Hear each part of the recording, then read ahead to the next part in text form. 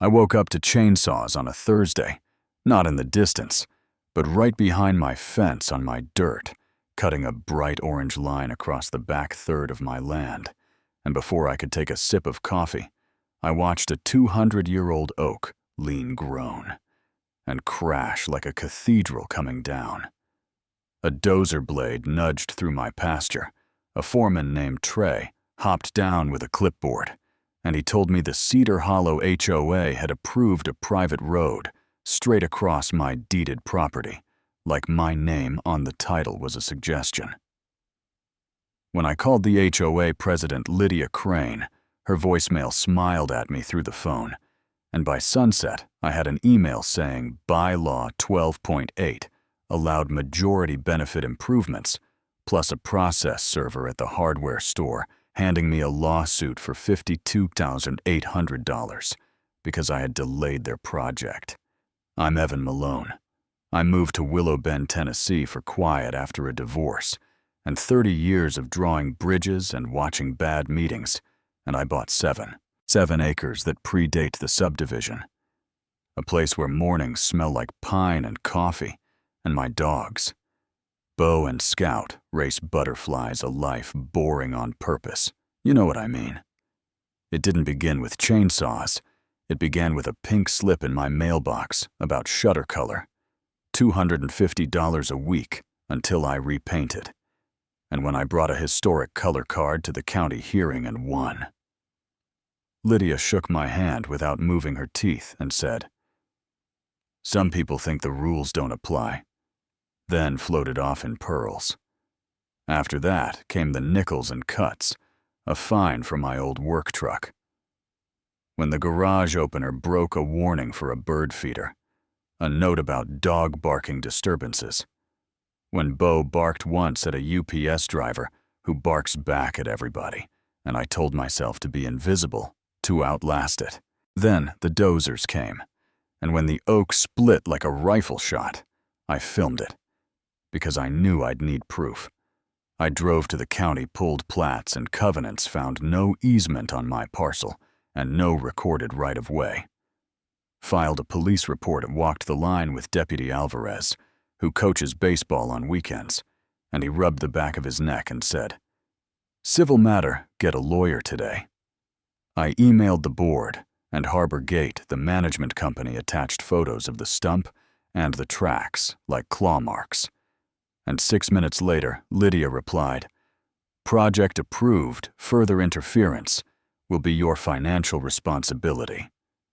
That night, the community Facebook group lit up with a 9 p.m. post that didn't say my name, but might as well have heartbreaking. When one person endangers safety and property values, and yeah, that happened. The grocery store aisle went silent.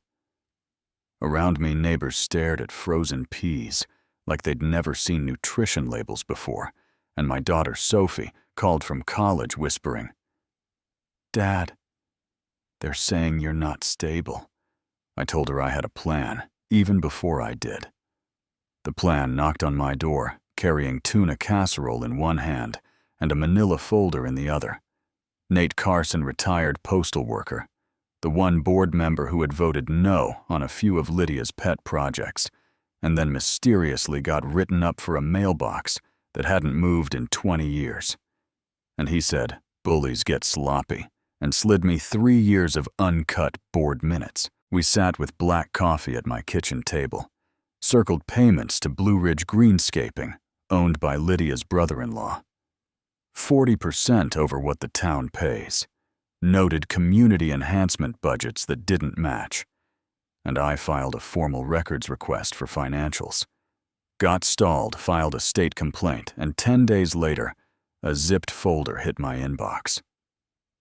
The road was budgeted at $79,500, while county invoices showed $54,300, and even with contingencies, there was a hole big enough to park a boat. So I did what engineers do. I built a spreadsheet. Then another. And when the math had teeth, I posted documents with one line. Transparency matters. You decide.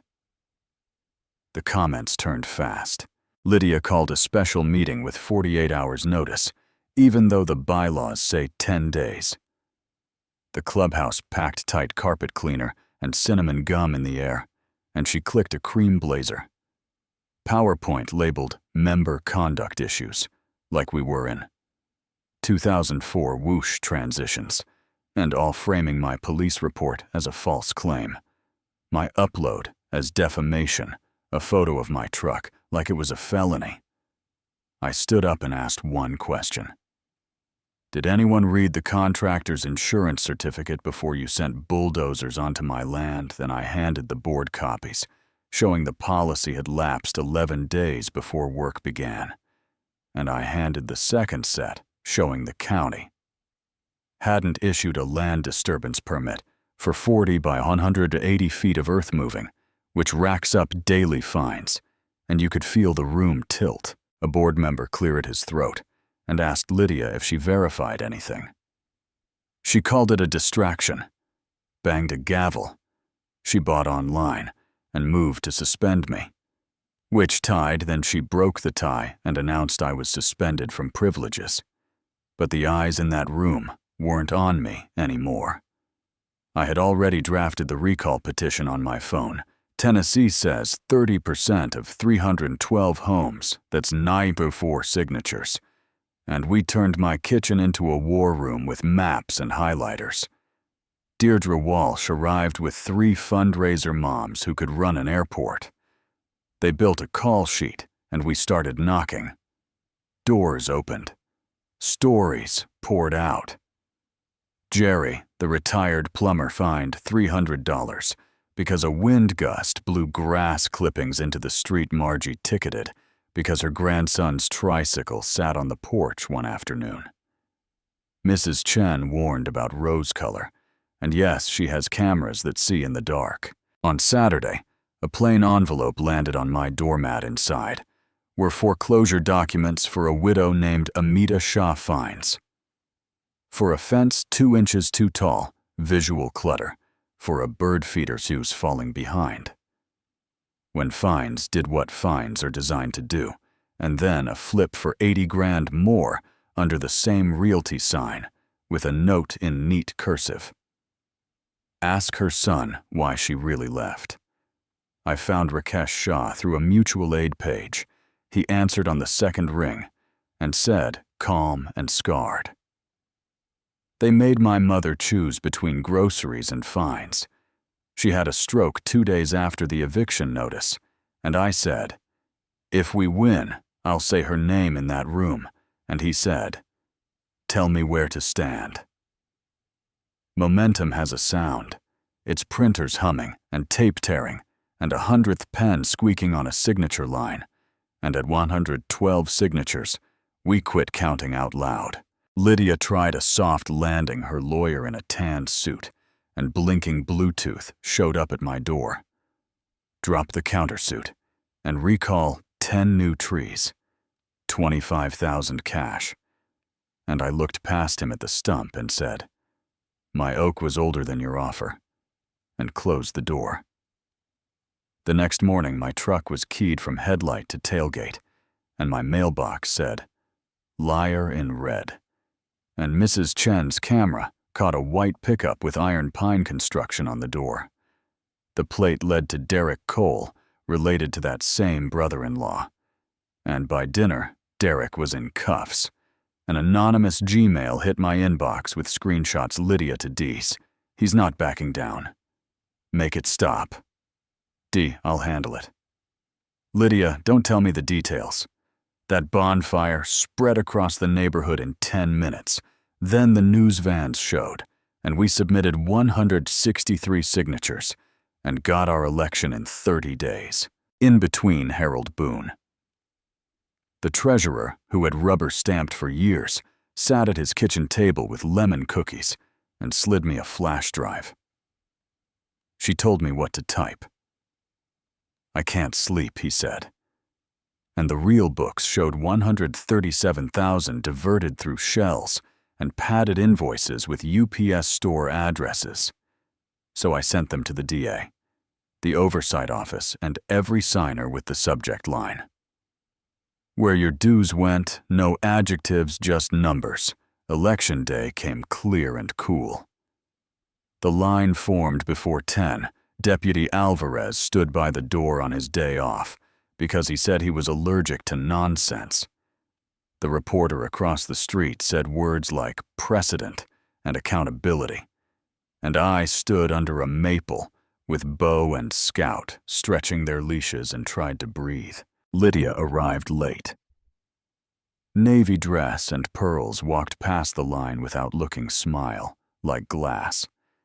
And when I fed my ballot into the machine, a neighbor put a coffee in my hand and said, "It's strong." And I said, "So are you." And yeah, it sounded corny. I meant it. Counting took hours. The room buzzed like a transformer. Then a woman with readers on a chain read the numbers. Dread cast recall, Tutron yes, no the rest tossed, and the sound wasn't cheering at first, it was air coming back into a place that forgot how to exhale. For the new board, she said. Evan Malone, Twokes Nate Carson, Tuan Deirdre Walsh, Tuan and I grabbed the back of a chair, because my knees went light, and then the side door opened, and Alvarez walked in with his phone like it weighed a brick missus. "Crane, I need you to come with me," he said. "Warrant from the district attorney. Charges include embezzlement fraud, elder, financial exploitation." And the handcuffs clicked, and the room went quiet. The way rooms go quiet when something heavy finally drops. She looked at me on her way out, eyes bright with anger, or disbelief, or the first cold air after a long, warm lie. And I didn't say a word. I stepped aside and let the door close behind her. Maybe this is where you want the victory lap, the audit, the refunds, the bylaw fixes, so cousins don't get contracts and meetings get posted on time.